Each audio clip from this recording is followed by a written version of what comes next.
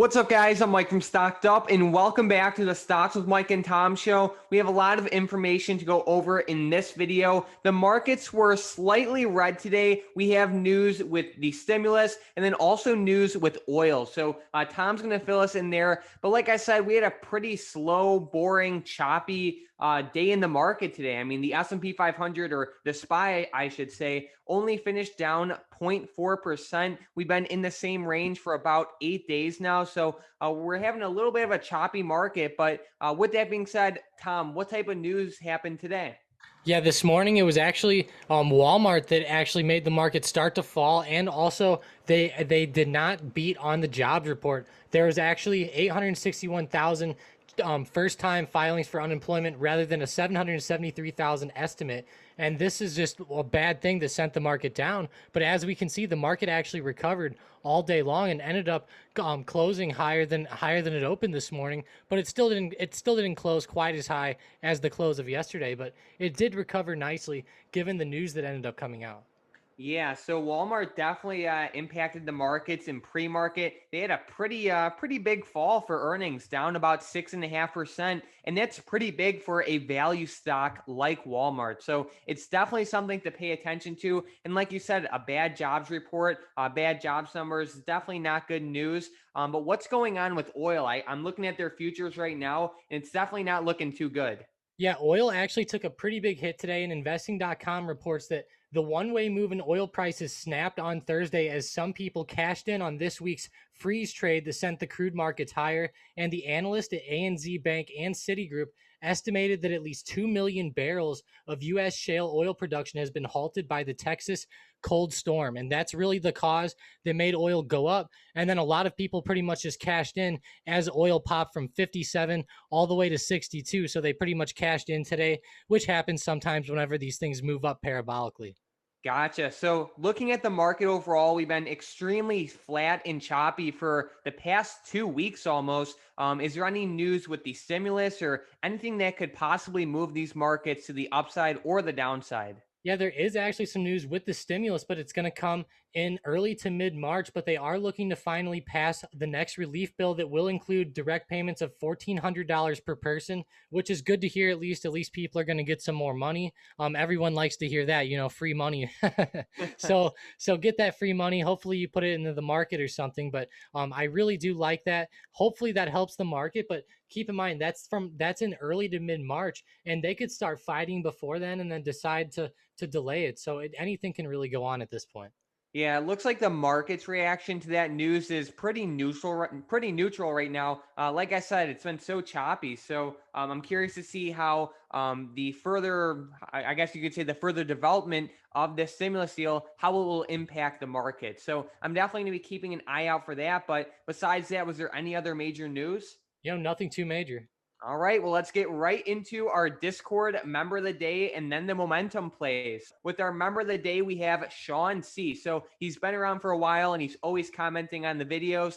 As you guys know, comments really help grow our channel. We really appreciate everyone who comments. It takes like 5 seconds to do. So thank you so much, Sean, for commenting. It really helps us out. And thank you so much for your positivity within the Discord. Well, let's get right into our momentum plays for tomorrow. With the first one, we are looking at UAVS. So it's down about 36% today. What levels should we be watching? Yeah, go ahead and make it actually fall below $8. I think that's going to be a pretty good level for this. And this stock has been doing very good this year. This stock is apparently the stock that Amazon is going to use for their UAVs that like deliver packages to people's houses and stuff like that.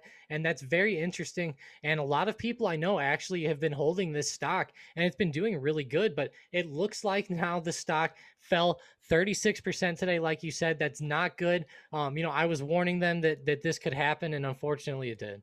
Sounds good. With the next one, we have Amazon, and this one is to the upside. I know you've been watching this one for a couple months now with this wedge. Yeah, it's finally breaking up out of that wedge, but go ahead and make them break above 333, 3,338. All right, sounds good. With the next one, we have McDonald's also to the upside. Yep, with McDonald's actually make them break above 216.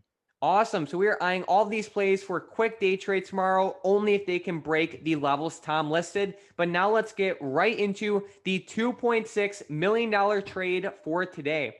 We are looking at the AFLAC or AFL 50 strike call options that expire on May 21st. So looking at AFL, they had a dividend recently. They're popping up. It looks like they're breaking out of that $47.50 resistance. Their chart looks pretty solid, and they have a good amount of time on these options. So I would have to say that they're longing them.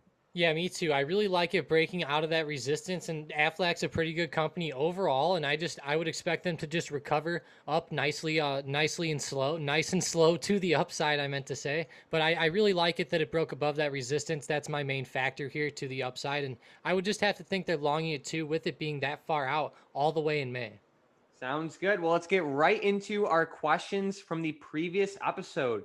With the first question, we have the one of eight saying, "Hey guys, what are your thoughts on SNOW? I bought close to 100 shares of it at $297 each. Things are looking a little bearish though. I feel like I may be holding the bag for a bit." So yeah, it's not looking the best, but it's not looking horrible either. I mean, it is making higher lows, which is typically a bullish sign. You bought in right around 297. Right now it's at around 289. So obviously it's not looking amazing, but it's not looking horrible either. You can always do like covered calls or even buying puts for protection if you want to. Tom, do you see any like levels or support and resistance levels or anything you're looking at? Yeah, I mean, I really like the bounce it had around 280 to 281. I think that was a really good level for it to bounce off of. I think it can hold that, and if it does, then this stock might start to be good to the upside. I thought that this stock would start to consolidate like it has been over the past couple months, and I think it might start to actually take another run back to the upside. I mean, this is a pretty good stock, a snowflake, a good technology stock, and I just think that they could do well in the longer term. That is.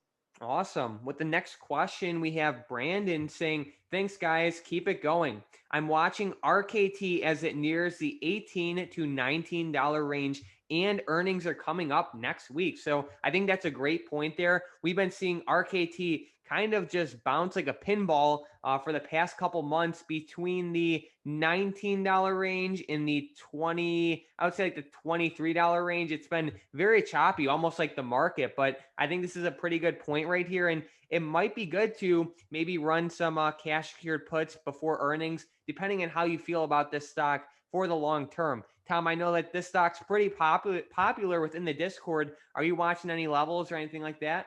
Yeah, I really like the support here at 1950. I actually have some shares around that level, so I think it's a great level for the stock. Hopefully it doesn't break that and go to the downside, or else that'd be pretty bad for me anyways. But I know that Hunter has been very upset with the stock lately. Look at how many red days, only one green day out of the past like 20 days it looks like on this stock. He definitely has not been happy holding it, but it's been a pretty steady trade if you got it low down here around 1950. So like you said, it's not a bad time to sell some puts on this. I'll tell you, Tom. So it was on January 25th. It basically popped up out of nowhere. I thought that was going to be the day that we finally see it retest like 28 or 38 or 28 to $30. But like you said, it just kind of tanked off, and it really hasn't been doing anything. With the next question, we have Rich saying, "What do you think about Palantir and CLOV dropping the last few days for the long term?" So I think it's an amazing time to get some cash secured puts on Palantir. CLOV is okay. I'm not a huge fan of it. I still think it can be good overall. Like if you find a good deal with the cash secured puts, it looks like the premiums on it is relatively high. So you might be able to find a good deal with CLOV and Palantir, but I really like them both for cash secured puts. It can be a huge win-win. With the next question, we have Sloshy Whale saying QS has been pretty interesting. So definitely, this thing is definitely been having some pretty interesting movement on Friday. It skyrocketed on Tuesday this week. It tanked off, and then Wednesday, and then today it tried to run up, but it looks like that resistance right around $72 is just too strong, and it really just couldn't hold those levels. Yeah, $72 was really strong on it. It's pulling back to the 100 SMA right now, so hopefully it can hold that on the 15-minute chart, but it's just looking pretty bearish. I think this stock might start to come back down or at least consolidate over the next couple days or at least tomorrow on Friday. Sounds good. With the next question, we have Landon saying, "You never seem to disappoint. Thanks and keep it up.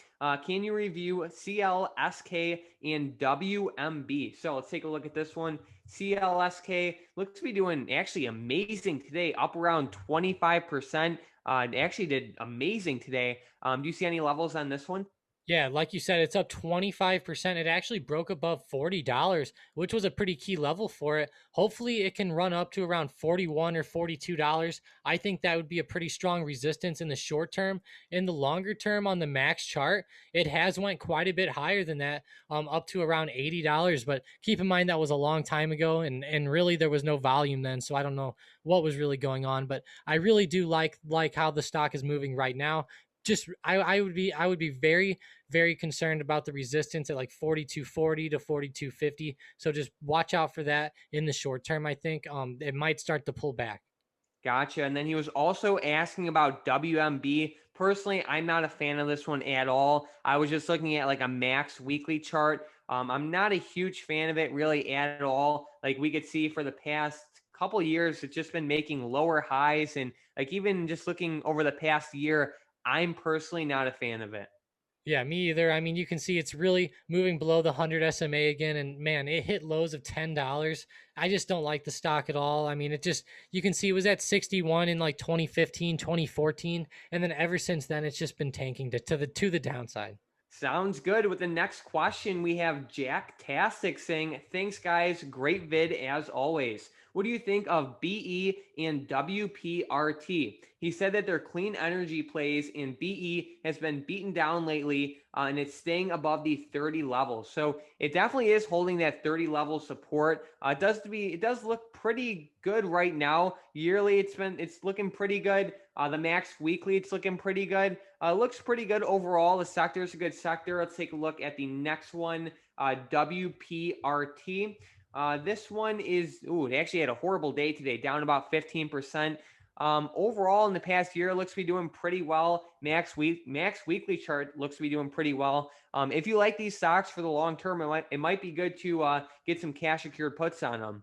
Yeah, and I'll say I do like Bloom Energy better than WPRT. I think that BE could do a little bit better. I do like how it pulled back a little bit more. And that, like you said, $30 seems like a pretty good support and a pretty good pickup there. If you can somehow sell some puts and if there is no volume on the puts, then just go ahead and just get some shares. Awesome. Well, Tom, do you have any last minute stocks, options, or any insight for the market for tomorrow? Yeah, I was actually talking about a stock which was Boeing a little while ago and said to get some cash secured puts. I thought that they would be good at 200 or the $205 level for March 19th. You can get quite a bit of money for them, around $600 to $800 depending on which one you choose. But you can see Boeing is actually moving to the downside here, which is pretty interesting to see. I was not expecting it to kind of break through to 213 like it did today to the downside, but it did and ended up being a pretty good play, which I ended up calling out in our free day trades if you check out the Discord down below. Awesome. Well, thank you guys so much for watching. As always, if you have any questions, let us know in the comments down below. And if you like the video, consider subscribing. We post brand new videos every single day. But other than that, thanks for watching.